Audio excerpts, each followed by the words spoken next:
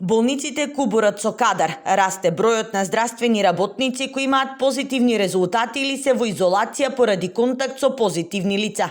Во моментот околу 40 вработени во Делчево, Кочани, Струмица и Штип, од кој најголем број се медицински сестри, се надвор од работниот процес.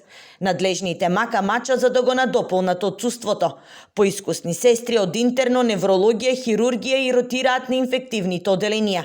Поради ваквата ситуација, тие се приморани на зголемување на часовите за работа.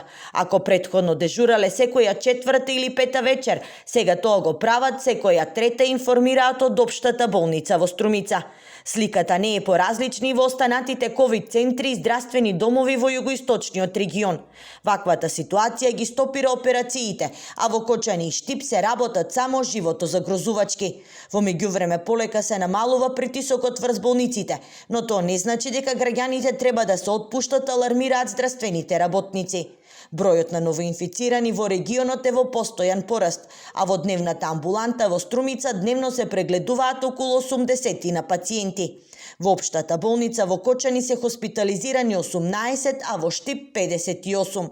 Во Струмица засега има само 2 слободни кревети, што не значи дека и во текот на денот ќе останат празни, информираат од Струмичката болница.